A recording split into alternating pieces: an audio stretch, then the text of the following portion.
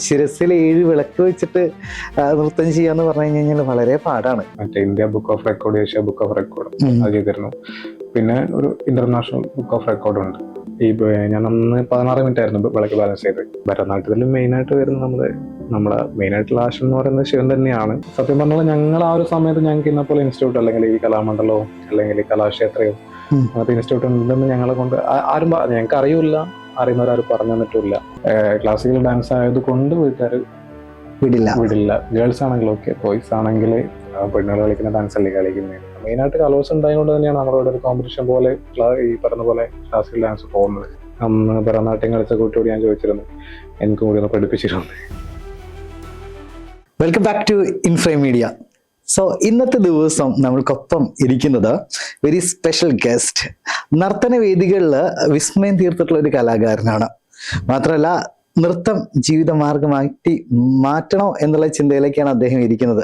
എന്തായാലും ഇന്ന് നമ്മൾക്കൊപ്പം ഉള്ള ആ ഒരു കലാകാരൻ നമുക്ക് പരിചയപ്പെടാം. സോ ശ്രീലേഷ് അല്ലേ, നമസ്കാരം.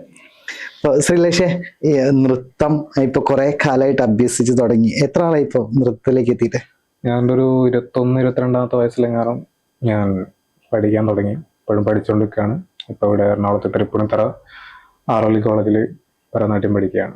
സ്റ്റുഡന്റ് ആണ് അല്ലേ? ഓക്കെ. അപ്പൊ നൃത്തത്തിലേക്ക് എങ്ങനെയാ വരുന്ന? ആഗ്രഹം കൊണ്ട് വന്നതാണ്, അപ്രതീക്ഷിതമായിട്ട് എത്തിയത്? ഫാമിലി ആയിട്ട് നോക്കുകയാണെങ്കിൽ എല്ലാവർക്കും കലാപരമായിട്ട് കഴിവുള്ള ആൾക്കാരൊക്കെയാണ്. പിന്നെ ആരും അങ്ങനെ ശാസ്ത്രീയമായിട്ട് അങ്ങനെ പഠിച്ചിട്ടൊന്നുമില്ല. പിന്നെ അതിനൊന്ന് പഠിച്ചേക്കാവുന്ന കരുതി. പിന്നെ ആ ഒരു സമയത്ത് നമ്മൾ ആ ഒരു സ്കൂൾ ലൈഫ് ആ സമയത്ത് പിന്നെ പഠിക്കാൻ പറ്റിയിട്ടില്ല. സിറ്റുവേഷൻ അങ്ങനെയായിരുന്നു.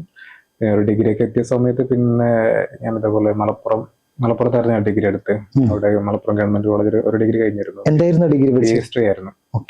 അപ്പൊ അവിടെ കോളേജിനടുത്ത് തൊട്ടടുത്തൊരു ഡാൻസ് സ്കൂൾ ഉണ്ടായിരുന്നു. അപ്പൊ അവിടെ ഇങ്ങനെ പോയി ചോദിച്ച് അങ്ങനെ എനിക്ക് ഡെയിലി ക്ലാസ് ആയിരുന്നു. ബാക്കിയുള്ള സ്റ്റുഡൻസിനൊക്കെ വീക്കിലി ക്ലാസ് ആയിരുന്നു.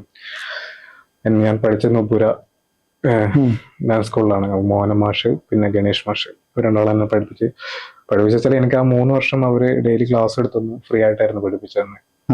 പിന്നെ അവിടെ കോളേജ് കഴിഞ്ഞതിന് ശേഷം എനിക്കറിയുന്ന കുറച്ച് ആൾക്കാരൊക്കെ പറഞ്ഞു തന്നു, കുറച്ചും കൂടി ഇമ്പ്രൂവ്മെന്റ് ആയി. അങ്ങനെ ഇപ്പോൾ ഇവിടെ ആറളവിലെത്തി. അന്ന് പഠിച്ചത് മോഹിനിയാട്ടം, ഭരതനാട്യം?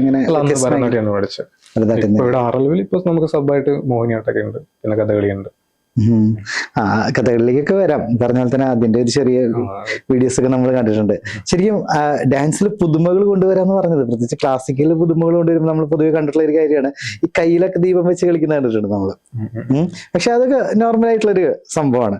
പക്ഷെ ഇതിൽ ഏറ്റവും വലിയ പുതുമ എന്ന് പറഞ്ഞാല് ശിരസിൽ 7 വിളക്ക് വെച്ചിട്ട് നൃത്തം ചെയ്യാന്ന് പറഞ്ഞു കഴിഞ്ഞാൽ വളരെ പാടാണ്. കോൺസെൻട്രേഷൻ മെയിൻ ആയിട്ട് വേണ്ട ഒരു സംഗതി കൂടിയാണല്ലോ അല്ലെ? ശരിക്കും എങ്ങനെയായിരുന്നു അങ്ങനെ ഒരു ഐഡിയ, തോട്ട് ഉള്ളിലേക്ക്? ആർട്ട് ഫോമിലേക്ക് എത്തുക ഈ സത്യം പറഞ്ഞാൽ ഇത് ഗോവയിലെ ഫോക്ക് ഡാൻസ് ആണ്. അവിടുത്തെ ആണുങ്ങളും പെണ്ണുങ്ങളും തലയിൽ ഒരു വിളക്ക് വെച്ചിട്ട്, ക്ലാസിക്കൽ അല്ല, ഫോക്ക് ഡാൻസ് ആണ്. അങ്ങനെ അവിടുത്തെ ഫോക്ക് ഡാൻസ് ആയിരുന്നു. പിന്നെ നമ്മൾ കേരളത്തിൽ ഇത് കളിക്കുന്ന സമയത്ത് സെമി ക്ലാസിക്കൽ വേർഷനിൽ വിളക്ക് തലയിലുള്ളൂ. ഡാൻസ് ഒക്കെ ഒരു ക്ലാസിക്കൽ വേർഷനിലാണ് കളിക്കുന്നത്. അപ്പൊ ഇവിടെ നമ്മളിവിടെ പറയുമ്പോൾ വിളക്കാട്ടം എന്ന് പറയാം, വിളക്കാട്ടം. അങ്ങനെ ഞാൻ നമ്മുടെ നാട്ടിൽ തന്നെ ഇങ്ങനെ കുറച്ച് ടീംസ് ഇത് കളിക്കുന്ന കണ്ടു ഒരു വിളക്ക് വെച്ചിട്ട്. ആദ്യം ഒരു വിളക്ക് വെച്ച് സ്റ്റേജിൽ കയറി, പിന്നെ ഒരു ഐഡിയ തോന്നി കുറച്ച് മുകളിലൊക്കെ വിളക്ക് കയറ്റാം. അങ്ങനെ ഓരോരോ വിളക്ക് മുകളിൽ വെച്ച് അങ്ങനെയായിരുന്നു തുടങ്ങി. പ്രാക്ടീസ് ഉണ്ടായിരുന്നു? എനിക്ക് സത്യം അറിയില്ല സംഭവം എന്താ വെച്ചാൽ, വിളക്ക് വെച്ച് തലയിൽ വെച്ച പാടെ തന്നെ ഓക്കെ ആയിരുന്നു. പെട്ടെന്ന് നോക്കിയെന്നല്ല, ഒരു 1-2 ദിവസം ഓക്കെ ആയിരുന്നു. പിന്നെ മുകളിൽ വിളക്ക് കയറ്റി പിന്നെ നിൽക്കും തോന്നി. പിന്നെ അതുപോലെ 7 വിളക്ക് വെച്ചിട്ട് പറഞ്ഞ പോലെ തന്നെ ചെയ്തു. അതിലെങ്ങനെ റെക്കോർഡ്സ് കാര്യങ്ങളൊക്കെ ഉണ്ടായിരുന്നു? അതിൽ റെക്കോർഡ് ഉണ്ട്. അതിൽ ഞാൻ ആദ്യം അറ്റംപ്റ്റ് ചെയ്തത്, ഞാൻ മലപ്പുറം ഗവൺമെന്റ് കോളേജ് പഠിക്കുന്ന സമയത്ത് തന്നെ മറ്റേ India book of record, Asia book of record അത് ചെയ്തിരുന്നു. പിന്നെ ഒരു ഇന്റർനാഷണൽ ബുക്ക് ഓഫ് റെക്കോർഡ് ഉണ്ട്. അങ്ങനെ പറ്റുവാണെങ്കിൽ ഗിന്നസ് ഒക്കെ ഒന്ന് അറ്റംപ്റ്റ് ചെയ്യണമെന്നൊക്കെ ഉണ്ട്. തീർച്ചയായിട്ടും സാധിക്കട്ടെ. യെസ്. അപ്പോ ഇപ്പൊ ഈ പറഞ്ഞ പോലെ കേരളത്തിന്റെ അങ്ങേയറ്റത്ത് നിന്ന്, നമ്മുടെ എറണാകുളത്താണ് ഇരിക്കുന്നത്, വടക്കേ മേഖലയിൽ നിന്നാണ് ഇവിടെ കേരളത്തിലേക്ക് ഇവിടെ നമ്മളെ കൊച്ചിയിലേക്ക് എത്തിയിരിക്കുന്നത്. ശരിക്കും നാട് എവിടെയാണ്? കറക്റ്റ് പ്രോപ്പർ സ്ഥലം കാസർഗോഡ് ജില്ലയാണ്. കാസർഗോഡ് ജില്ലയിൽ ഞാനിപ്പോ പുറത്തൊക്കെ പറയുകയാണെങ്കിൽ നീലേശ്വരം എന്ന് മാത്രമേ പറയാറുള്ളൂ. പക്ഷെ നീലേശ്വരത്ത് നിന്നും 1 മണിക്കൂർ പോകണം. മലയോര പ്രദേശമാണ്. പരപ്പ എന്ന് പറയും. പരപ്പയില് എന്റെ നാടിന്റെ പേര് ക്ലീനിപ്പാറ എന്ന് പറയും. ഒരു കുന്നിന്റെ മുകളിലാണ്. കുന്നിന്റെ മുകളിൽ ഒരു ഗ്രൗണ്ട് പ്ലേസ് ആണ്. അവിടെ ഒരു ഗ്രാമപ്രദേശം. അവിടുത്തെ ഓർമ്മകളൊക്കെ എങ്ങനെയാണ് കുട്ടിക്കാലം മുതൽ? ഞങ്ങളൊരു ഏരിയ വെച്ചാൽ കുന്നിന്റെ ടോപ്പിലായതുകൊണ്ട് ഞങ്ങൾ കുറച്ച് കമ്മ്യൂണിറ്റി ആൾക്കാർ മാത്രമാണ്. അല്ലാതെ ആൾക്കാരൊക്കെ ഉണ്ട്. ആ. പിന്നെ എന്താ ഇഷ്ടമാണ്, നാടൊക്കെ ഇഷ്ടമാണ്. പിന്നെ ചെറുപ്പം മുതൽ ഞങ്ങളൊക്കെ പറഞ്ഞാല് ആ സമയത്തൊക്കെ വെച്ചാൽ ഓല വീടും, എല്ലാവരും വീടും ഓല വീടൊക്കെ ആയിരുന്നു ആ സമയത്ത്. എല്ലാ ഓല വീടും മഴ കാര്യങ്ങളൊക്കെ വരുമ്പോ ഓല ചോരുന്നതും അല്ലെ. പിന്നെ എൻ്റെ ഒരു +2 ഒക്കെ ആയിട്ടല്ല, 10 കഴിഞ്ഞപ്പോഴൊക്കെ ആയിരുന്നു മറ്റേ പഞ്ചായത്തിനൊക്കെ വീട് പാസ്സായത്. ഇപ്പോഴും കറണ്ടും വിളിച്ചൊന്നും ഇല്ല, വീട് പാസ്സായതേ ഉള്ളൂ. അപ്പോഴും ഉള്ളിൽ ഡാൻസ് അല്ലെങ്കിൽ ഒരു ഡാൻസ് ആ സമയത്ത് ഇപ്പൊ സ്കൂൾ കലോത്സവം കാര്യങ്ങളൊക്കെ വരുന്ന സമയത്ത് ഇങ്ങനെ ഒരാൾക്കാരൊക്കെ കളിക്കുന്ന നോക്കും. പിന്നെ നമ്മളിപ്പോ എന്റെ സ്കൂളിനടുത്ത്, ഞാൻ പഠിച്ച സ്കൂളിന്റെ തൊട്ടടുത്ത് തന്നെ ഡാൻസ് സ്കൂളൊക്കെ ഉണ്ട്. എല്ലാ ആഴ്ചയിലൊക്കെ അങ്ങോട്ട് പോകുന്നൊക്കെ കാണും. പിന്നെ ഇതൊക്കെ ആ സമയത്ത് വീട്ടിൽ പറഞ്ഞിട്ട് കാര്യമില്ല. എന്താ വെച്ചാല് വീട്ടുകാരുടെ അവസ്ഥയൊക്കെ നമുക്ക് അറിയാം. ആ സമയത്ത് സ്കൂളിൽ പോകുന്നതോ ഇങ്ങനെ അതിന്റെ ഇടയ്ക്ക് ഡാൻസിന്റെ കാര്യങ്ങളൊക്കെ പറഞ്ഞു കഴിഞ്ഞാൽ പിന്നെ അത് മതി. പക്ഷെ വീട്ടുകാർ ഇപ്പോഴും, ഞാനിപ്പോ എന്തൊക്കെ ഡാൻസിന്റെ ഫീൽഡിൽ ഇറങ്ങി കഴിഞ്ഞാൽ ഒന്നും ഇതിലായിട്ടൊന്നും പറയുന്നില്ല. സാധാരണ ബോയ്സ്, ഇപ്പൊ എനിക്കറിയുന്ന കുറച്ച് ക്ലാസിക്കൽ ഡാൻസ് കളിക്കുന്ന ബോയ്സ് ഫ്രണ്ട്സ് ഉണ്ട്. അപ്പൊ അവർക്കൊക്കെ ഉള്ളിലുള്ള വെല്ലുവിളി വെച്ചാല് ക്ലാസിക്കൽ ഡാൻസ് ആയത് കൊണ്ട് വീട്ടുകാർ വിടില്ല. ഗേൾസ് ആണെങ്കിലും ഓക്കെ, ബോയ്സ് ആണെങ്കിൽ സ്ട്രൈണത എന്ന് പറയുന്ന സംഭവത്തിലേക്ക് കടന്നുകൂടുന്നവരല്ല. അതുകൊണ്ടായിരിക്കാം, അല്ലെങ്കിൽ വേറെ ഇഷ്യൂ ആയിരിക്കാം. അതുകൊണ്ട് ഇപ്പോ പഠിക്കാൻ താല്പര്യമുണ്ട്, പക്ഷെ വീട്ടുകാർ ഫാമിലിയൊക്കെ അവരങ്ങനെ നോക്കുമ്പോൾ സമ്മതിക്കുന്നില്ല. അതുകൊണ്ട് മാത്രം കുറെ ആൾക്കാർ ഇതേപോലെ പെൻഡിങ്ങിനായിട്ട് വെക്കുന്നുണ്ട്. പിന്നെ എന്നെ സംബന്ധിച്ചുള്ള വീട്ടുകാർ ഇപ്പൊ അന്നാണെങ്കിലും ഇന്നാണെങ്കിലും ഇപ്പൊ പ്രോഗ്രാമിനൊക്കെ പോവുകയാണെങ്കിൽ തന്നെ, ഇപ്പൊ ഞാൻ ആദ്യം വിളക്കാട്ടം പ്രോഗ്രാം ചെയ്തോട്ടെ സ്ഥലത്ത് അച്ഛനൊക്കെ ആയിരുന്നു തലയിൽ വിളക്കൊക്കെ വെച്ച്. പിന്നെ പുള്ളിക്കാരൻ പിന്നെ അങ്ങനെ പ്രത്യേകിച്ച് ഒന്നും പറയില്ല. എന്റെ താല്പര്യത്തിന് നല്ലത് തോന്നുക ചെയ്യുക. വീട്ടുകാരൊരിക്കലും ഇത് വേണ്ട എന്ന് പറഞ്ഞു. ഇപ്പൊ ഞാനിപ്പോ അറളി കോളേജിൽ അഡ്മിഷൻ എടുത്താൽ നല്ല ലേറ്റ് ആയിട്ട് എടുത്തത്. എന്താ വെച്ചാൽ ഇപ്പൊ എപ്പോഴും പഠിക്കാൻ പോകുന്ന സമയത്ത് പ്രത്യേകിച്ചൊന്നും പറഞ്ഞില്ല, കാര്യങ്ങളൊക്കെ നോക്കി നടക്കുന്ന രീതിയിൽ ചെയ്യുക. ഈ ഭരതനാട്യം പഠിക്കുമ്പോ ഇതിന് കുറെ സ്റ്റെപ്പുകൾ ഉണ്ടായിരിക്കില്ല. സ്റ്റെപ്പുകൾ മീൻസ് ഘട്ടം ഘട്ടമായിട്ട് പഠിക്കാം. ഭരതനാട്യം നമ്മളിപ്പോ മെയിനായിട്ട് ഭരതനാട്യത്തിന്റെ ഒരു പ്രത്യേകിച്ചാൽ നല്ല സ്റ്റിഫ്നെസ് ആയിട്ടാണ് കളിക്കുന്നത്. ലാസ്റ്റ് ഇല്ല എന്നല്ല, നമ്മളിപ്പോ ഓരോ ക്യാരക്ടർ കൊടുക്കുന്ന സമയത്ത് ചെറുതായിട്ട് കൊടുക്കുന്ന, ഇപ്പൊ മോഹിനിയാട്ടൊക്കെയാണ് നല്ല രീതിയിൽ ലാസ്റ്റ്. കഥകളിയാണെങ്കിൽ ഇപ്പൊ അതിന് നമ്മൾ കാലൊക്കെ വെക്കുന്ന ഡിഫറെന്റ് ഉണ്ട്, ഓരോ ആർട്ട് ഫോമിന് ഡിഫറെന്റ് ഉണ്ടല്ലോ. പിന്നെ ഭരതനാട്യത്തിലുണ്ട്, മുദ്രാസ് ആണെങ്കിലും ചെയ്യുന്ന അടവിലാണെങ്കിലും അതിനെന്തായ ശൈലിയും കാര്യങ്ങളൊക്കെ ഉണ്ട്. പിന്നെ പഠിപ്പിക്കുന്ന ഇപ്പൊ നമ്മൾ പഠിക്കുന്ന ഓരോ സ്റ്റൈലാണ്, കലാക്ഷേത്ര സ്റ്റൈല്, അങ്ങനെ ഓരോ സ്റ്റൈലുണ്ട്. ഇപ്പൊ ഞങ്ങൾ പഠിക്കുന്ന കലാക്ഷേത്ര സ്റ്റൈലാണ്. അപ്പൊ അതിന്റെ ഓരോ സ്റ്റൈലിന്റെ ഒരു ഡിഫറെന്റ് ഭരതനാട്യത്തിലുണ്ട്. ഈ പുറത്ത് സ്റ്റേജുകളിലൊക്കെ പോയിട്ട് ഒരുപാട് പറഞ്ഞ നൃത്തം ചെയ്തിട്ടുണ്ടല്ലോ. നമ്മളിപ്പോ ഈ ഡാൻസേഴ്സ് ഇപ്പൊ നമുക്കൊരു കഴിവുണ്ടെങ്കിൽ അത് പുറത്തേക്ക് അറിയിക്കണമല്ലോ. നാട്ടിൽ മാത്രം ഒതുങ്ങി കൂടാതെ, നമ്മളെ നാട്ടിൽ മാത്രം അല്ലാതെ പുറത്തേക്ക് എത്തിക്കണമല്ലോ. അതുകൊണ്ടാണ് ഞാനിപ്പോ മുമ്പൊക്കെ ഫേസ്ബുക്ക് യൂസ് ചെയ്യുന്ന സമയത്ത് ഞാനിങ്ങനെ നോക്കും, ഇങ്ങനെ ഉത്സവമൊക്കെ ഉണ്ട് നോട്ടീസൊക്കെ നോക്കിയിട്ട് അവിടെ വിളിക്കും, കമ്മിറ്റിക്കാരെ വിളിക്കും. എന്നെ പോലെ ഒരു പെർഫോം ചെയ്യുന്ന അവസരം അവർ നോക്കി വന്ന് ചെയ്ത് വന്നിട്ട് പോയിക്കോ പറയും. ചില ആൾക്കാർ പറയും ഓക്കെ ടൈമൊന്നും ഇല്ല, ഓക്കെ. എന്താ വെച്ചാൽ ആ സമയത്ത് അറിഞ്ഞ വിളക്കാട്ടം, ഈ തലയിൽ വിളക്ക് വെച്ച് മാത്രം കുറച്ച് ആൾക്കാർ അല്ലെ നമുക്ക് എന്തെങ്കിലും പ്രയോജനപ്പെടുന്ന രീതിയിൽ എത്തണമല്ലോ. അങ്ങനെ കുറെ സ്ഥലത്ത് പോയിട്ടുണ്ട് ആ സമയത്ത്. എമൗണ്ട് ആ ഒരു രീതിയിൽ നിന്നല്ല, ഞാനായിട്ട് പോയിട്ട് കളിച്ച് തിരിച്ചു വരും. സമയത്തൊക്കെ ഇതായിരുന്നു, നമ്മൾ വരുന്നില്ല, പരിപാടി കഴിഞ്ഞ് വരും, എവിടെയെങ്കിലും ബസ് സ്റ്റോപ്പിലാണെങ്കിൽ കിടന്നുറങ്ങും, രാവിലെ ആകുമ്പോൾ വീട്ടിലേക്ക് വരും. കലയോടുള്ള ഒരു ആത്മാർത്ഥത. എനിക്ക് ആ സമയത്ത് വെച്ചാല് ഇപ്പൊ നമ്മളുള്ള കഴിവ് പുറത്തൊന്നും അറിയിക്കണം. പിന്നെ ആ സമയത്തൊക്കെ ആയിരുന്നു പിന്നെ ടി വി ഷോ ചാനൽ ഇതൊക്കെ പ്രോഗ്രാമിനൊക്കെ വിളിച്ചിരുന്നു. പിന്നെ അങ്ങോട്ടും ടി വി ഷോയിലേക്ക് അപ്രതീക്ഷിതമായിട്ട് വന്നതായിരുന്നു. അല്ല, ആ സമയത്ത് നമ്മളെ കോൺഗ്രസും പരിപാടിയുടെ ഓഡിഷനൊക്കെ നടക്കുമായിരുന്നു. ആദ്യം അതിൽ പോയിട്ട് പിന്നെ രണ്ടാമത് അതിൽ ചെയ്തു. പിന്നെ ഏകദേശം ചാനലിലൊക്കെ ചെയ്തു. ഇപ്പൊ ലാസ്റ്റ് ഇപ്പോ ഫ്ലവേഴ്സിലൊന്നും ചെയ്തു. അപ്പോ ഈ ഡിഫറൻസ് വേദികളിലേക്ക് കലയെ താങ്കൾ എത്തിച്ചുകൊണ്ടിരിക്കുകയാണ്, നൃത്തം. ഇനിയിപ്പോ എങ്ങനെയാണ് ലൈഫ് ടൈം ത്രൂ ഈ നമ്മുടെ നൃത്തം കാര്യങ്ങളൊക്കെ ആയിട്ട് തന്നെ പോവാം? ഇനിയിപ്പോ കുറച്ചൊന്ന് പഠിച്ചിട്ട് ഈ ഒരു ഫീൽഡ് തന്നെ ടീച്ചിങ്ങിലൊക്കെ ഒന്ന് കയറണമെന്നൊക്കെ ആഗ്രഹമുണ്ട്. ഇനിയിപ്പോ ആർഎൽവിക്ക് വന്നത് ആ ഒരു ഉദ്ദേശത്തൊക്കെ കൂടിയാണ്. അവിടെ ഒന്ന് പഠിച്ച് നല്ലൊന്ന് ഇതിൽ PG ഒക്കെ എടുത്ത്. ആരെങ്കിലും ഇത് വേണ്ട, ഇത് എന്തിനാ പോണേന്നൊക്കെ ചോദിച്ചിട്ടുണ്ടോ? അങ്ങനെയുള്ള പറയുന്ന ആൾക്കാർ ഇപ്പൊ ആ സമയത്തൊക്കെ അങ്ങനെ ആയിരുന്നല്ലോ. പ്രത്യേകിച്ച് ബോയ്സ് ക്ലാസിക്കൽ ഡാൻസ് പറയുന്ന സമയത്ത് എന്തിനാ പെണ്ണുകൾ കളിക്കുന്ന ഡാൻസ് അല്ലേ കളിക്കുന്നത്. പിന്നെ ഞാനത് നോക്കിയിട്ടില്ല. നമ്മള് പിന്നെ അത് ഇതൊക്കെ നോക്കി നിന്നാൽ നമ്മളെ കാര്യം നടക്കില്ല. അങ്ങനെ ഡാൻസ് പഠിക്കുമ്പോൾ ഒരാൾക്ക് സ്ട്രൈണത വരുമോ? സ്ട്രൈണത വരുമെന്ന് വെച്ചാൽ അതിനെ കുറിച്ച് ഡീറ്റെയിൽ ആയിട്ട് പറയാൻ എനിക്കറിയില്ല. അതിപ്പോ നമ്മൾ പോകുന്ന ഗുരുക്കന്മാരുടെ അടുത്ത് ഇപ്പൊ ഒരു മേലൊരു ലേഡി ഗുരുക്കന്മാരുടെ അടുത്താണ് പോകുന്നുണ്ടെങ്കിൽ ആ ടീച്ചർ ചെയ്യുന്നത് എങ്ങനെയാണോ ചിലപ്പോൾ അതുപോലെ ആയിരിക്കാം ശിഷ്യൻ ചെയ്യുന്നുണ്ടാവുക. അപ്പൊ സ്ത്രീകൾ ചെയ്യുന്ന സമയത്ത് അങ്ങനെ ആയിരിക്കണം. എനിക്കതിനെ കുറിച്ച് ഡീറ്റെയിൽ ആയിട്ടല്ല. എന്നെ പഠിപ്പിച്ച മാഷാണ് പഠിപ്പിച്ചത്.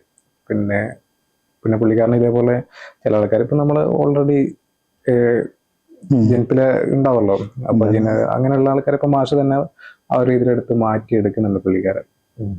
അതായത് ശ്രേണതയിലേക്ക് വരേണ്ട ആവശ്യമില്ല സത്യം പറഞ്ഞാൽ. നമ്മൾ ഡാൻസ് കളിക്കുമ്പോൾ നമ്മളിപ്പോ ഒരു ഐറ്റം ചെയ്യുന്ന സമയത്ത് അതിൽ സ്ത്രീഭാവം ഉണ്ടെങ്കിൽ കൊടുക്കുക എന്നല്ലാതെ പിന്നെ ബാക്കിയുള്ള ചില അതിപ്പോ ഒരാൾക്കാരെ ഇപ്പൊ ജനിച്ചപ്പോ ചിലപ്പോ ഉണ്ടാവാം. പക്ഷെ എന്നാലും പറഞ്ഞ പോലെ തന്നെ ചിലരുടെ കാഴ്ചപ്പാടല്ലേ ഒരു അധ്യാപകൻ അല്ലെങ്കിൽ പഠിക്കാൻ പോകുന്ന വ്യക്തികൾ, ഡാൻസ് പഠിക്കുന്ന വ്യക്തികൾ ഇങ്ങനെയായി മാറുന്നു എന്നുള്ള ചിലരുടെ കാഴ്ചപ്പാടല്ലേ. അങ്ങനെ ഒരു കാഴ്ചപ്പാടുണ്ട്. എന്നിട്ട് അവരുടെ ആ ഒരു കഴിവിനെ അവര് തന്നെ ഇല്ലാതാക്കി മാറ്റുന്നു. ഇത് പുറത്തു നിൽക്കുന്ന ആൾക്കാരുടെ കാര്യമാണ് പറയണത്. പൊതുവെയുള്ള ഒരു കാഴ്ചപ്പാടാണ് അത്. നമ്മളിപ്പോ ഡാൻസ് ക്ലാസ് പ്രത്യേകിച്ച് ബോയ്സ് പഠിക്കാൻ പോകുന്ന സമയത്ത് അല്ലെങ്കിൽ ക്ലാസ്സിൽ ഡാൻസ് കളിക്കുന്നുണ്ടെങ്കിലും നോർമൽ ഒരു മൈൻഡ് വരും. പിന്നെ ആളാണ് ഇങ്ങനെയാണ് അങ്ങനെയാണെന്നുള്ളൊരു മൈൻഡ്. അങ്ങനെ ആയിരിക്കില്ല, ചിലപ്പോ ആയിരിക്കാം, ചിലപ്പോ അല്ലായിരിക്കാം. അതൊക്കെ അവരുടെ പേഴ്സണൽ കാര്യങ്ങളൊക്കെയാണ്. അതല്ല, നമ്മള് ഒരു വ്യക്തിയോട് ഡാൻസ് കളിക്കുന്നത് അയാളെ കഴിവ് നോക്കുക, ആ കഴിവിനെ കുറിച്ച് പറയാം. അല്ലാതെ ആ പേഴ്സണൽ അവരുടെ ലൈഫിലുള്ള അല്ലെങ്കിൽ പേഴ്സണൽ ആയിട്ടുള്ള കാര്യത്തിന് വെറുതെ പറഞ്ഞിട്ട് അവരെ നിരുത്സാഹപ്പെടുത്താനൊന്നും നമ്മളാളല്ല. അതുകൊണ്ട് നമുക്കൊരു പ്രയോജനമില്ല. ഈ ശിവതാണ്ഡവം പോലുള്ള കാര്യങ്ങളൊക്കെ ചെയ്തിട്ടുണ്ടോ? ഭരതനാട്യത്തിൽ മെയിൻ ആയിട്ട് വരുന്ന നമ്മുടെ മെയിൻ ആയിട്ടുള്ള ആശം എന്ന് പറയുന്നത് ശിവൻ തന്നെയാണ്. അത് എങ്ങനെയാ വേദികളിലേക്ക് എത്തുമ്പോ അതിന്റെ ഒരു പ്രത്യേകത എന്താ?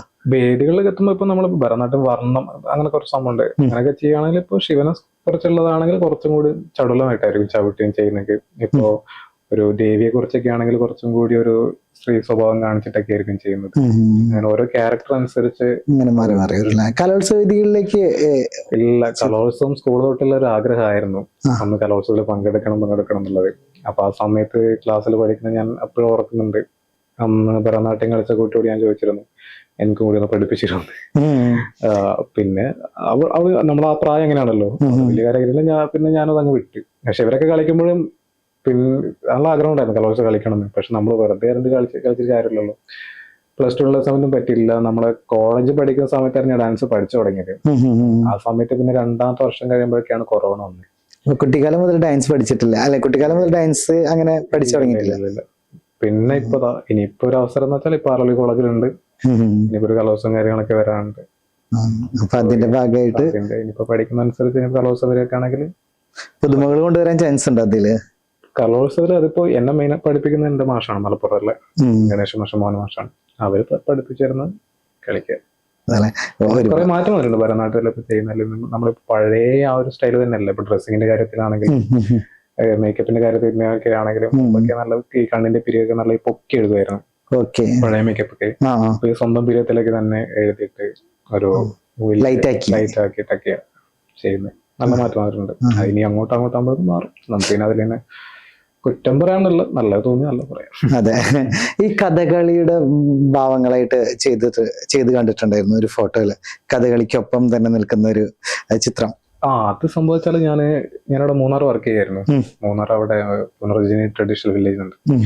അപ്പൊ അവിടെ ഈ ടൂറിസ്റ്റുകൾ വരുന്നതാണ്. നമ്മള് തിയേറ്റർ പെർഫോമൻസ് ആണ്. സിനിമ തിയേറ്റർ പോലെ തന്നെയാണ്, സ്ക്രീന് പകരം സ്റ്റേജ്. അപ്പൊ ഡെയിലി ഷോ ആണ്. അപ്പൊ അവിടെ കഥകളി ആർട്ടിസ്റ്റ് ഉണ്ട്, കുച്ചിപ്പുടി ആർട്ടിസ്റ്റ് ഉണ്ട്, മോഹിനിയാട്ടം ആർട്ടിസ്റ്റ് ഉണ്ട്. ഞാൻ ചെയ്ത ഭരതനാട്യമാണ്. അപ്പൊ അവിടെ നിന്ന് ഞാനിപ്പോ ഇങ്ങോട്ട് ആറിലേക്ക് വന്നു. 2 വർഷം അവിടെയായിരുന്നു, മൂന്നാറായിരുന്നു. കഥകളി ഭാവത്തിലേക്ക് താങ്കളുടെ ഒരു മുഖം വന്നപ്പോ അവിടെ ഇപ്പൊ ഓൾറെഡി എനിക്കിപ്പോ എന്റെ ഏറ്റവും അടുത്ത സുഹൃത്ത് പറഞ്ഞ കഥകളി ആർട്ടിസ്റ്റ് ആണ്. പേര് പ്രണവ് എന്നാണ്. പുള്ളിക്കാരൻ കലാമണ്ഡലത്ത് പഠിച്ചതാണ്.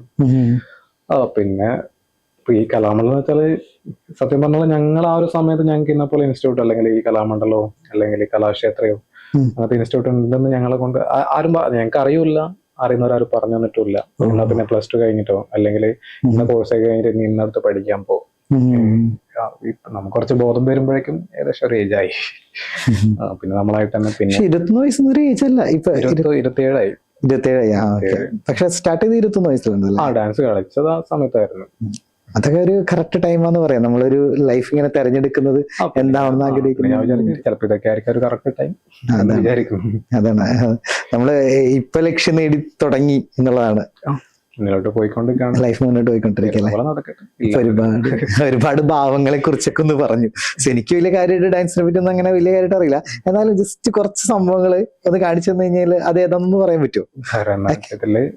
ഭരതനാട്യത്തില് അല്ല, ഞാൻ ജസ്റ്റ് ഒന്ന് കാണിക്കാം. ഇതെന്താണ്? പതാക. അതല്ലേ, ഇങ്ങനൊക്കെ ചെയ്യുന്ന കണ്ടിട്ടുണ്ട്. ഇത് ഘടകാമുഖം. നമ്മള് നോർമലി ഇപ്പൊ ഡാൻസ് കളിക്കുന്ന സമയത്ത് ഇത് ഇവിടെ പിടിക്കുക, നമസ്കാരമൊക്കെ ചെയ്യുന്ന സമയത്ത് ഇവിടെ മുദ്ര പിടിച്ച ചെയ്യുക.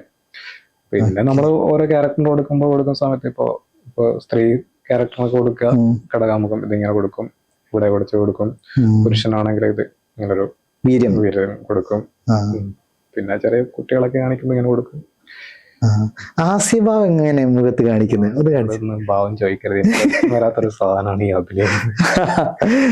ഡാൻസിൽ അഭിനയം വരും. സ്റ്റേജിലൊക്കെ കളിക്കുന്ന സമയത്ത് നമ്മള് ആ സമയത്ത് വരും. ആ സമയത്ത് നമ്മൾ ഒറ്റയ്ക്കേ ഉള്ളൂ. നമ്മള് പിന്നെ നമുക്ക് പുറത്തൊക്കെ ലൈറ്റ് അടിച്ച് നമുക്കൊന്നും കാണില്ല. നമ്മൾ ആ സ്റ്റേജ് നമ്മളായി. പിന്നെ എല്ലാ സമയത്ത് ചെയ്ത സമയത്ത് ഇതില്ല. അതൊരു ശരിക്കും പറഞ്ഞാല് അഭിനയിക്കുന്നത് പോലെ തന്നെയാണ് സ്റ്റേജിലെത്തുമ്പോ നൃത്തത്തിന്റെ ഒരു ഭാവം വരുന്നത്. പല ഭാവങ്ങളുടെയും കഥ ഇങ്ങനെ പറഞ്ഞു പഠിപ്പിക്കുന്ന സമയത്ത് നമുക്ക് പിന്നെ അവിടെ ഒന്നും പറയാൻ പറ്റില്ല. എനിക്കിപ്പോ ഭാവം സമയത്ത് വരാൻ പറ്റില്ല എന്ന് പറഞ്ഞാൽ പിന്നെ അവിടെ കിട്ടും, നല്ല കിട്ടും. ഇനി ഇനി എന്തൊക്കെ പഠിക്കാനുണ്ട്? ഇനിയിപ്പോ ഇവിടെ RLV 4 വർഷമുണ്ട്, തുടങ്ങിയതുള്ളൂ. ഓരോ കോഴ്സുകളായിട്ടാണ് വരുന്നത്. ഭരതനാട്യം തന്നെയാണ്. വേണമെങ്കിൽ ഇനിയിപ്പോ അടുത്ത വർഷം തൊട്ട് വേണമെങ്കിൽ എന്റെ ഇപ്പൊ മെയിൻ ഭരതനാട്യമാണ്. വേണമെങ്കിൽ അടുത്ത വർഷം തൊട്ട് മെയിൻ മോഹിനിയാട്ടോ അങ്ങനെ കോഴ്സ് എടുത്തിട്ട് ഭരതനാട്യം സബ്ബായിട്ട് എടുക്കാം. അതിപ്പം ഡിഗ്രി 4 വർഷം ആക്കിയല്ലോ. മുമ്പ് 3 വർഷമായിരുന്നു ഉണ്ടായത്. ഇപ്പൊ 4 വർഷം ആക്കിയത് കൊണ്ട് ഇപ്പൊ എന്തൊക്കെയോ ചേഞ്ച് വന്നിട്ടുണ്ട്. അതൊക്കെ ഈ ഒരു വർഷം കഴിയുമ്പോൾ മനസ്സിലാവും. പുതിയതായിട്ട് ഈ ഒരു മേഖലയിലേക്ക് കടന്നു വരുന്ന പുരുഷന്മാര് ഉണ്ടാവുമല്ലോ, അതായത് ആഗ്രഹിക്കുന്നവരുണ്ടാവും, ഒന്ന് നർത്തകനാവണം അല്ലെങ്കിൽ ഒരു വേദിയെങ്കിലും കിട്ടണം ആഗ്രഹിക്കുന്ന ഒരുപാട് പേരുണ്ടാവും. അങ്ങനെയുള്ളവരുടെ ഈ ഡാൻസിലേക്ക് വരുമ്പോൾ എന്തായിരിക്കും പറയേണ്ടതായിരിക്കാം? പ്രത്യേകിച്ചുള്ള ഡാൻസ് ചെയ്യാൻ ആഗ്രഹമുണ്ട്, ചെയ്യാം. പരമാവധി നമുക്കിപ്പോ ഏറ്റവും കൂടുതൽ നമുക്ക് യൂസ് ചെയ്യാൻ പറ്റുന്ന പ്ലാറ്റ്ഫോമാണ് സോഷ്യൽ മീഡിയ. ആരുടെ സഹായം ഒന്നും വേണ്ട. ജസ്റ്റ് ഒരു ഫോൺ അവിടെ വെച്ചിട്ട് വേണമെങ്കിൽ നമുക്ക് നമ്മളെ കഴിവ് പ്രകടിപ്പിച്ച് സോഷ്യൽ മീഡിയയിൽ അപ്ലോഡ് ചെയ്യാൻ. എന്തായാലും നമ്മൾ നെറ്റ് റീചാർജ് ചെയ്യുന്നുണ്ട്, വെറുതെ നെറ്റ് കളയണ്ടല്ലോ. ഒരു മാസത്തേക്ക് കിടപ്പുണ്ട്. അപ്പൊ നമ്മളൊക്കെ എന്തെങ്കിലും എന്താ ഡാൻസ് ആയി പാട്ട് എന്തായിക്കോട്ടെ, ഒന്ന് നിങ്ങളെ കഴിവ് പറ്റുമെങ്കിൽ ആരും സഹായം. ഇപ്പൊ മുമ്പൊക്കെ ഞാൻ പറഞ്ഞല്ലോ, ആ സമയത്തൊക്കെ ഞാൻ പ്രോഗ്രാമൊക്കെ ചോദിച്ചുകൊണ്ടിരുന്നത് ഇതേപോലെ നോക്കി അവരൊക്കെ കരവിളിച്ച് തരുവോ അങ്ങനെ. അപ്പൊ അതേപോലെ നോക്കണ്ട. പിന്നെ ആരുടെ അടുത്ത് പഠിക്കാൻ പോകുമ്പോൾ നല്ല ഗുരുക്കന്മാരുടെ അടുത്ത് പോയി പഠിക്കുക, അവർ പറയുന്ന പോലെ കാര്യങ്ങൾ ചെയ്യുക. പിന്നെ പുരുഷന്മാരായതുകൊണ്ട് ഞാൻ നേരത്തെ പറഞ്ഞ പോലെ എന്തിനാ ക്ലാസിക്കൽ ഡാൻസ് പഠിച്ചിട്ട് കാര്യമുണ്ടോ? അപ്പോഴവിടെ പോകുന്നത് അവരാഗ്രഹമാണ്. ചിലപ്പോ ഈ ക്ലാസിക്കൽ ഡാൻസ് പറയുമ്പോൾ നമ്മളൊരു ഇന്ത്യൻ ആർട്ട് ഫോമിൽ ഒരു ആർട്ട് ഫോമാണ് ഈ ഭരതനാട്യമൊക്കെ പറയുന്നത്. അത് പഠിക്കാന്ന് വെച്ചാൽ നമ്മൾ ഈ ഇന്ത്യ ആ ഒരു പണ്ടോട്ടേയുള്ള ഒരു സംസ്കാരത്തിന്റെ ഭാഗമായിട്ട് വരികയാണ്. അപ്പൊ ഒരു നല്ലൊരു അങ്ങനെ നോക്കുകയാണെങ്കിൽ നല്ലൊരു കാര്യമാണ് അത്. പിന്നെയും നമ്മൾ പഠിച്ചു കഴിഞ്ഞാൽ ഇപ്പൊ വേണമെങ്കിൽ നമുക്ക് വരുന്ന ആൾക്കാർക്കും പറഞ്ഞു കൊടുക്കാൻ പറ്റും. അപ്പൊ അതൊക്കെ പേഴ്സണലൈസ് നോക്കുന്ന സമയത്ത് നമുക്ക് അഭിമാനിക്കാൻ പറ്റുന്ന കാര്യം തന്നെയാണ്. പിന്നെ ബാക്കിയുള്ളവര് അത് ഇതൊക്കെ പറഞ്ഞുകൊണ്ടിരിക്കുന്ന കേട്ടോണ്ടിരുന്നാ പിന്നെ കേൾക്കാനേ നടക്കൂല, അത് ചെയ്യാനും പറ്റില്ല. ഓക്കെ, അപ്പോ നമുക്ക് ക്ലാസിക്കൽ ഡാൻസ് പഠിച്ചു തുടങ്ങിയിട്ടുണ്ടാവുന്ന മാറ്റങ്ങൾ, ലൈഫ് ത്രൂല് ഉണ്ടാവുന്ന മാറ്റങ്ങൾ എങ്ങനെയാണ്? ഇപ്പൊ നമ്മളിപ്പോ സാധന അങ്ങനെയുള്ള കാര്യങ്ങളൊക്കെ ഇതിന്റെ ഭാഗമാണോ? ഡാൻസ് മെയിൻ ആയിട്ട് പ്രാക്ടീസ് എന്തായാലും വേണം. അപ്പൊ നമ്മളിപ്പോ ഒരു ഡാൻസ് സ്കൂളിലോ അല്ലെങ്കിൽ കോളേജിലോ അവിടെ പോയി പഠിച്ചിട്ട് പിറ്റേ ദിവസം അവിടെ പോയിട്ട് ചെയ്യാന്ന് വെച്ചാല് കുറച്ച് ടാസ്ക് ആയിരിക്കും. പ്രാക്ടീസ് കണ്ടിന്യൂസ് പ്രാക്ടീസ് വേണം. പിന്നെ സാധനമൊക്കെ വെച്ചാല് ഇപ്പൊ കാലും കാര്യങ്ങളൊക്കെ കുറച്ച് വഴക്കം കിട്ടാൻ വേണ്ടി നമുക്കിപ്പോ ആദ്യം എക്സസൈസും കാര്യങ്ങളൊക്കെ ചെയ്യിപ്പിക്കും. അതൊക്കെ കുറച്ച് വാമ്പ് കാര്യങ്ങളൊക്കെ ചെയ്തിട്ട് ഒറ്റയടിക്ക് നേരിട്ട് ഡാൻസിലേക്ക് കയറുന്ന സമയത്ത് കാലൊക്കെ നല്ല വേദനയായിരിക്കും. അതിപ്പോ ഏത് കാര്യങ്ങളാണെങ്കിലും കുറച്ച് വാമ്പും കാര്യങ്ങളൊക്കെ ചെയ്തിട്ടാണ് തുടങ്ങുന്നത്. പിന്നെ ബോഡിയിൽ അതിൻ്റെതായ മാറ്റം കാണാൻ പറ്റും. ബോയ്സ് ആണെങ്കിൽ കുറച്ചും കൂടി ഒരു സ്റ്റിഫ്നെസ് കിട്ടും. ഭരതനാട്യമാകുമ്പോ മോഹിനിയാട്ടാകുമ്പോ ഒരു കുളച്ചൽ ഇങ്ങനെ ഒന്ന് അതിൻ്റെതായ ഒരു റെക്കോർഡുകൾ കിട്ടിയിട്ടുണ്ട്. അപ്പൊ അതിലേക്ക് പോകുന്ന രീതികൾ എങ്ങനെയാണ് അത് വന്നു ചേർന്നത്? സംഭവിച്ചാല് അതെന്നോട് ആ സമയത്ത് ഞാൻ ഒരു ഗിന്നസ് ബുക്ക് റെക്കോർഡ് കിട്ടിയ ഒരു ചങ്ങായി ഉണ്ടായിരുന്നു, അബീഷ് അങ്ങനെ എന്തോ, പേര് വിട്ടുപോയി, കുറെ കോണ്ടാക്ട് ഇല്ലാതെ. അപ്പൊ പുള്ളിക്കാരൻ എന്നോട് പറഞ്ഞാൽ ഗിന്നസ് അറ്റംപ്റ്റ് ചെയ്യുന്നതിന് മുന്നേ ഇന്ത്യ ബുക്ക് ഓഫ് റെക്കോർഡൊക്കെ ഒന്ന് അറ്റംപ്റ്റ് ചെയ്യുന്നു പറഞ്ഞു. ഞാൻ മലപ്പുറം ഗവൺമെന്റ് കോളേജ് പഠിക്കുന്ന സമയത്തായിരുന്നു. ആ സമയത്ത് കോളേജ് വെച്ചിട്ട് തന്നെയായിരുന്നു അറ്റംപ്റ്റ് ഉണ്ടായത്. അപ്പൊ അവിടെ ഒന്നുമില്ല, നമ്മൾ വീഡിയോ ഷൂട്ട് ചെയ്യാം. അവര് പറഞ്ഞ ഇത്ര ടൈമില് വീഡിയോ ഞാൻ അന്ന് 16 മിനിറ്റ് ആയിരുന്നു വിളക്ക് ബാലൻസ് ചെയ്ത്. 16 മിനിറ്റ് വിളക്ക് ബാലൻസ് ചെയ്ത് ഒരു ലാപ്ടോപ്പ് ബാലൻസ് ചെയ്യൽ മാത്രമാണോ മുമ്പിലൊരു ലാപ്ടോപ്പിൽ ടൈമറും വെച്ചിട്ട് ഷൂട്ട് ചെയ്തായിരുന്നു. അത് അവർക്ക് ഇമെയിൽ വഴി ഡോക്യുമെന്റ് ആയിട്ട് അയച്ചു കൊടുത്ത് അവർക്ക് പറഞ്ഞ കാര്യങ്ങളൊക്കെ കറക്റ്റ് ആണോ നോക്കി. പിന്നെ ഓൾറെഡി മുമ്പേ ഇത് ഒരാളെ ചെയ്തിട്ടുണ്ടെങ്കിൽ നമ്മൾ ബ്രേക്ക് ചെയ്ത് ചെയ്യണം. ഓക്കെ. അപ്പൊ മുമ്പ് ഓൾറെഡി ഇത് ആരും ചെയ്തിട്ടില്ല റെക്കോർഡില്. പിന്നെ ഒരു 2 ദിവസം കഴിയുമ്പോഴേക്ക് അവര് അയച്ചു തന്നു, ഇതുപോലെ ഓക്കെയാണ്, റെക്കോർഡ് കിട്ടിയിട്ടുണ്ട് പറഞ്ഞിട്ട്. ഇന്ത്യ ബുക്ക് ഓഫ് റെക്കോർഡും ശരി, നമ്മൾ അങ്ങനെ ഒരു വീഡിയോ എടുത്ത് അയച്ചു കൊടുത്താൽ മതി, അല്ലാതെ അവിടെ പോയി വേണമെങ്കിൽ അവരെ ഡയറക്റ്റ് കൊണ്ടുവരും ചെയ്യാം.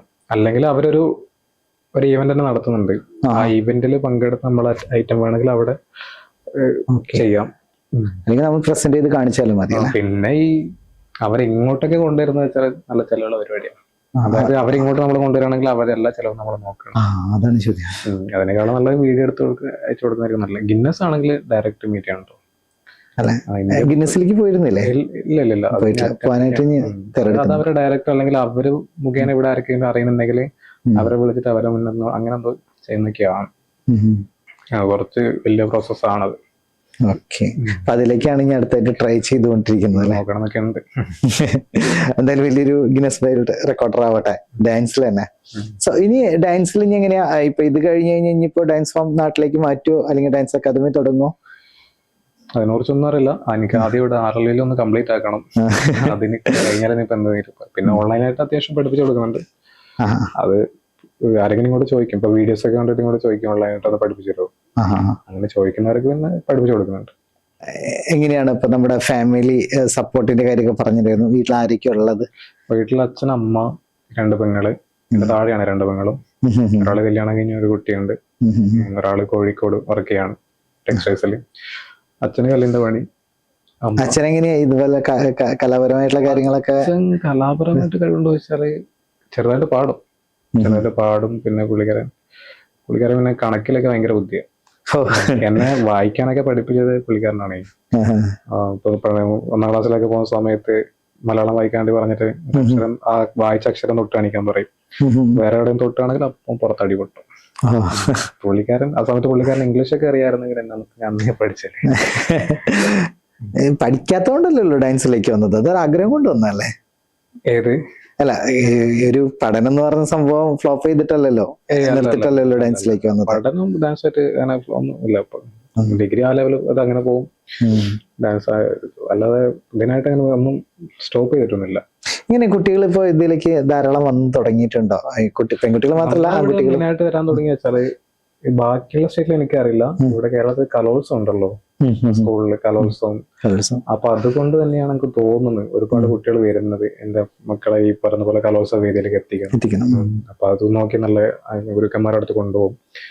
പിന്നെ ഓരോ അമ്മമാർക്ക് എന്തായാലും ആഗ്രഹം ഉണ്ടാവും വീട്ടുകാർക്ക്. ഇപ്പൊ കലോത്സവമൊക്കെ വരുമ്പോൾ ടിവിയിലേക്ക് ന്യൂസിലേക്ക് കാണുന്നു, അല്ലെങ്കിൽ സ്കൂളിൽ പരിപാടിക്ക് പോകുമ്പോൾ അവരൊക്കെ ക്ലാസ്സിൽ ഡാൻസ് കളി കാണുന്നു.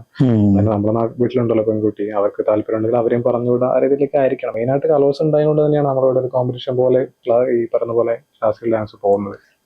അതുകൊണ്ട് തന്നെ ആയിരിക്കണം നല്ല ഗുരുക്കന്മാരുടെ അടുത്തും എത്തുന്നത്. ശരിക്കും ആൺകുട്ടികൾ ഇപ്പൊ പുതിയതായിട്ട് പഠിക്കാൻ തുടങ്ങിയിട്ടുണ്ട്. പഴയ പോലെ അല്ല, ഇപ്പൊ കുറെ ആൺകുട്ടികൾ വരുന്നുണ്ട്, വരാൻ തുടങ്ങുന്നുണ്ട്. അവരവരെ താല്പര്യം അനുസരിച്ച് വരുന്നുണ്ട്. കലാമണ്ഡലത്തിലേക്ക് ട്രൈ ചെയ്തിട്ടുണ്ടായിരുന്നില്ല? കലാമണ്ഡലത്തിലേക്ക് ഞാൻ അവിടെ പിന്നെ എനിക്ക് തോന്നുന്നു ഞാൻ ഇപ്പൊ RLA കൊടുക്കുന്ന സമയത്ത് അവിടെയും ചോദിച്ചിരുന്നു. അപ്പൊ അവിടെ ബോയ്സിനില്ല, അവിടെ ബോയ്സിനില്ല കഥകളിയാണ്. അവിടെ ഗേൾസിനാണ്. മറ്റേ PG ഉണ്ട് അവിടെ ബോയ്സിന്, ഡിഗ്രി ഇല്ല. പിന്നെ കഥകളി, ഈ പറഞ്ഞ പോലെ ഇൻസ്ട്രുമെന്റ്, മൃദംഗം, മദ്ദളം, അതുപോലത്തെ കാര്യങ്ങളൊക്കെയാണ് ബോയ്സിനുള്ളത്. ഭരതനാട്യം ബോയ്സിനില്ല. ശരിക്കും പുതിയ ഇൻഫർമേഷൻ ആട്ടോ. അല്ല, ഒരുപാട് പേർക്ക് അറിയായിരിക്കും, പക്ഷെ അങ്ങനെ ആയിരിക്കണം. എന്താ വെച്ചാൽ ഞാൻ ഈ വർഷം കലാമണ്ഡലത്തിൽ ചോദിച്ചിരുന്നു. അവിടെ ഇപ്പോഴാണ് PG വന്നത്. PGയിൽ ഇപ്പൊ ബോയ്സിന് വേണമെങ്കിൽ എടുക്കാം, ഡിഗ്രിക്ക് ഇല്ലാന്നാണ് എന്റെ അറിവ്. പിന്നെ ഏതോ ഒരു കുട്ടി എങ്ങാനും വന്നിരുന്നത്. അവിടെ കലാമണ്ഡലം സ്റ്റാർട്ടിങ് 8ാം ക്ലാസ് തൊട്ടാണ്. 8ാം ക്ലാസ് തൊട്ടാണ് തോന്നുന്നു അവിടെ ചേർക്കുന്നത്. 8ഓ 7ഓ 8ാം ക്ലാസ് ആയിരിക്കണം. സ്കൂളിൽ നിന്ന് നേരെ എന്റെ ഒരു റിലേറ്റീവിലെ ഒരു കുട്ടി അവിടെ പോയി ചേർന്നിട്ടുണ്ട്. 8ാം ക്ലാസ്സിലാണ്. 8, 9, 10, 11, 12 അവിടെ തന്നെയാണ് പഠിക്കാം. അതിനുശേഷം ഡിഗ്രിയും അവിടെ തന്നെയാണ്. ഇതെങ്ങനെയാ RLA പഠനം എങ്ങനെയാ? എത്ര മണിക്കൂറാണ്? അങ്ങനെ മണിക്കൂറുകളുണ്ട്? RLA രാവിലെ 9:30 തുടങ്ങും, വൈകുന്നേരം 3:30 കഴിയും. പ്രാക്ടിക്കലും തിയറിയാണ്. ഇപ്പൊ ഞാൻ ഇങ്ങോട്ട് വരുന്ന സമയത്ത് കഥകളിയുടെ പ്രാക്ടീസ് കഴിഞ്ഞ് വന്നതേ ഉള്ളൂ. കഥകളി ചെയ്യുന്നുണ്ടോ അവിടെ? ഞങ്ങൾക്ക് ഭരതനാട്യമാണ് മെയിൻ ആയിട്ട് എടുത്തിട്ടുണ്ടെങ്കിലും നമുക്ക് സബായിട്ട് ബാക്കി ഡിപ്പാർട്ട്മെന്റിൽ ഏതെങ്കിലും വിഷയം എടുക്കണം. അങ്ങനെയുണ്ട്. നമ്മൾ മറ്റേ ഹിന്ദി എടുക്കുമ്പോ മലയാളം സെക്ഷൻ എടുക്കല്ലോ, അതേപോലെ ഏതെങ്കിലും ഡിപ്പാർട്ട്മെന്റിൽ 2 കോഴ്സ് എടുക്കണം. ഡാൻസ് തന്നെ വേണമെന്നില്ല, ഇപ്പൊ വോക്കൽ ഉണ്ട്, ഇൻസ്ട്രുമെന്റ് ഉണ്ട്, അങ്ങനെ ഏത് വേണമെങ്കിൽ എടുക്കാം. അതിൽ ഇപ്പൊ ഞാൻ എടുത്തിരിക്കുന്നത് കഥകളി മോഹിനിയാട്ടാണ്. അപ്പൊ ഇതിന്റെ കൂടെ ഇനിയിപ്പോ രണ്ടും കൂടി കൊണ്ടുപോകണം. അത് ഞങ്ങൾക്ക് 2 ഇയറേ ഉള്ളൂ. അത് കഴിഞ്ഞിട്ട് പിന്നെ നമുക്ക് പിന്നെ ഫുള്ള് ഭരതനാട്യത്തിനാണ് വരുന്നത്.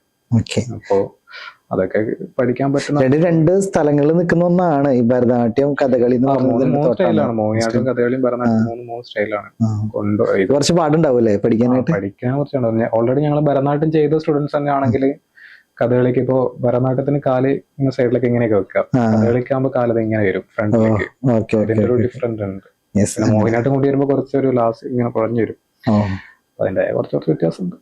ഇനി എന്തായാലും ഭാവിയിൽ വലിയൊരു നർത്തന കലാകാരനാവട്ടെ എന്ന് ആശംസിക്കുകയാണ്. ഇത്രയും സമയം നമുക്കിപ്പോ ഇൻഫ്രമീഡിയയിൽ ജോയിൻ ചെയ്തതിന് വളരെ നന്ദിയുണ്ട്.